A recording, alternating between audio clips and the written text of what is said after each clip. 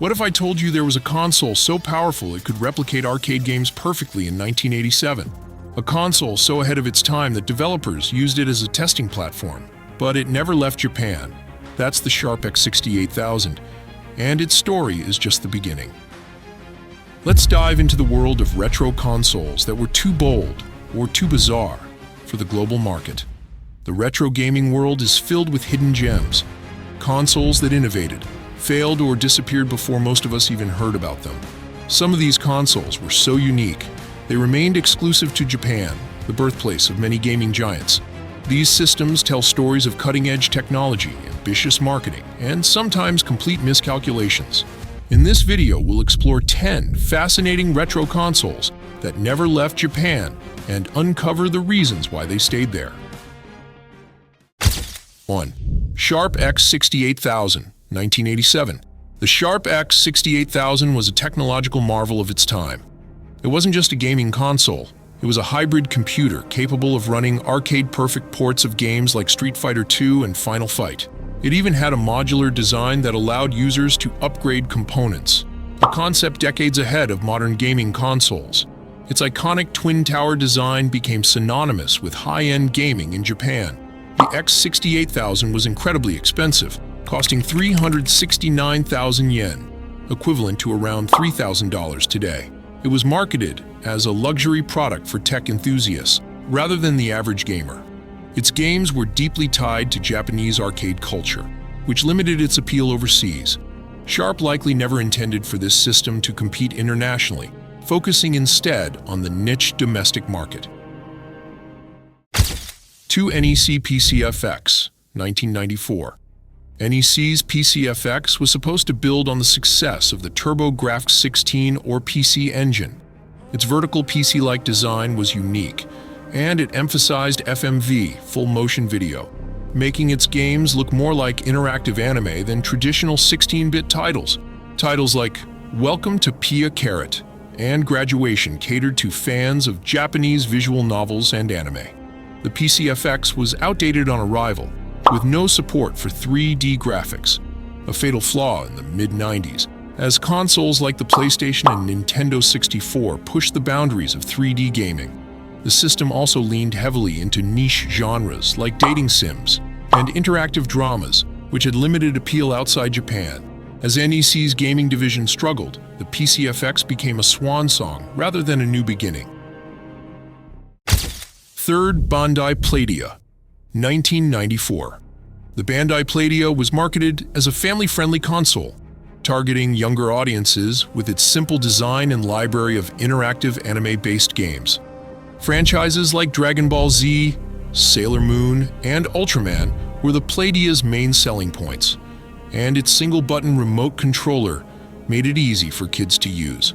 The Playdia's library relied heavily on Japanese pop culture, and Bandai didn't see a viable way to localize these titles for the global market. Moreover, its focus on edutainment and passive gameplay couldn't compete with the more interactive experiences offered by the Super Nintendo or Sega Genesis. It was a niche product designed for a specific audience, making international expansion unfeasible.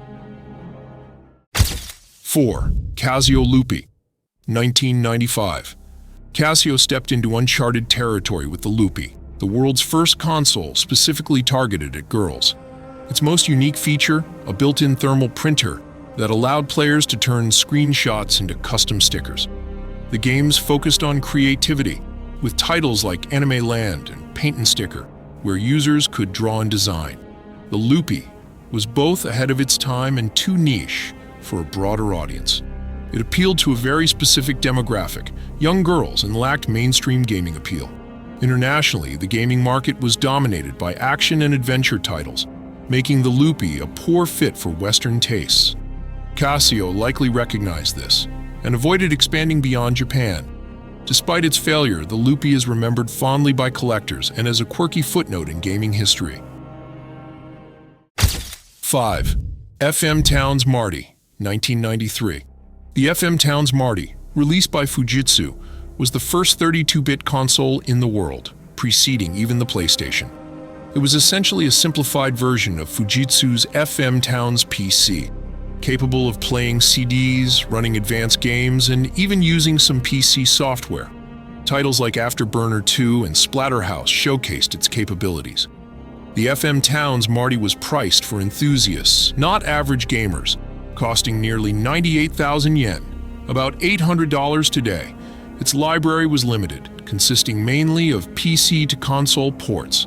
Furthermore, the market for 32-bit consoles was just beginning to emerge, and the Marty failed to find its footing. It was a bold idea that never reached the mainstream, relegating it to the history books as a Japanese-only oddity. 6th Sega SG1000, 1983. Before the Sega Genesis and Master System, there was the SG1000, Sega's very first gaming console.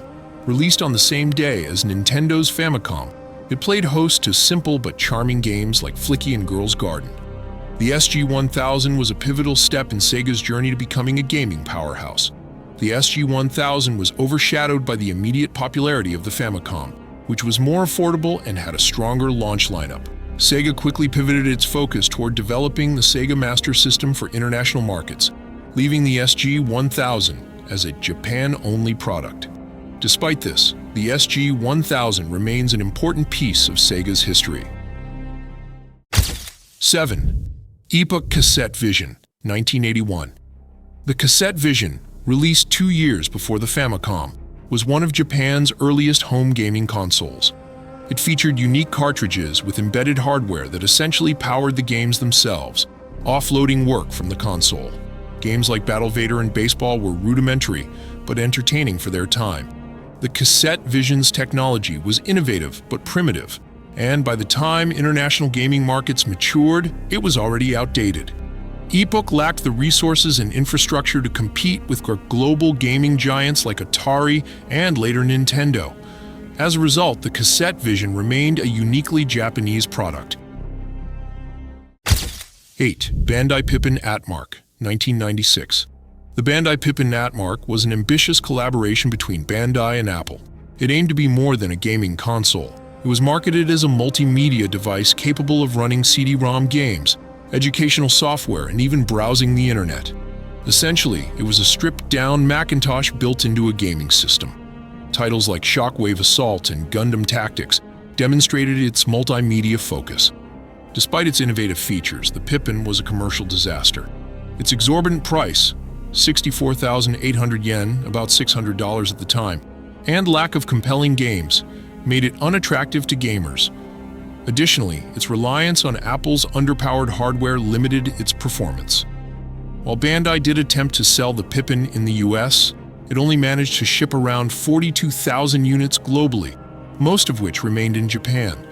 The Pippin's failure marked Apple's exit from gaming hardware, at least until the iPhone transformed mobile gaming years later. 9th, Sega Tera Drive, 1991.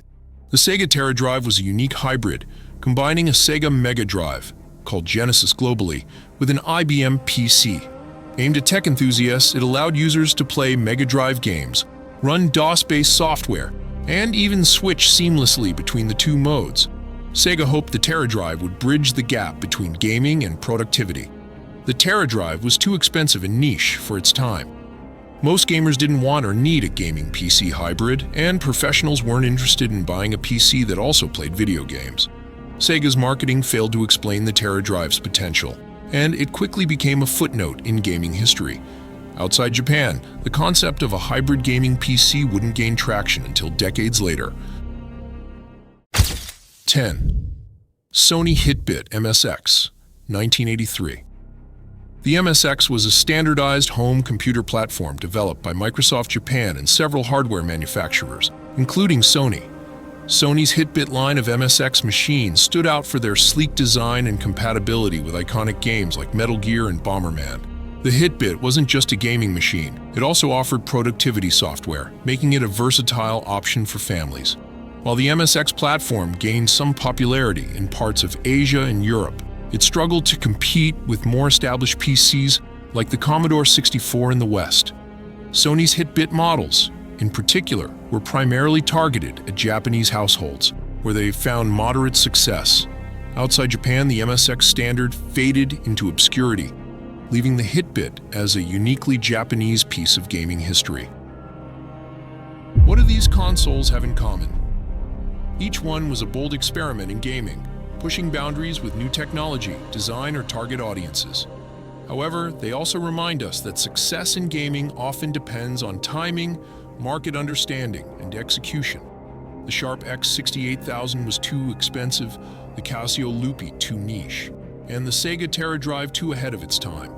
These consoles stayed in Japan, not just because of cultural or technological barriers, but because they didn't fit the global gaming market of their era. Yet their stories are a testament to the creativity and ambition of gaming pioneers. Have you heard of these consoles before? Maybe you've even played one.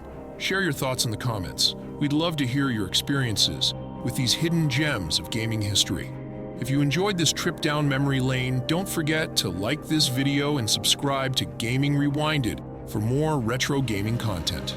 And if you're feeling extra nostalgic, share this video with a friend who loves discovering gaming's forgotten treasures. Until next time, keep playing, keep discovering, and keep rewinding.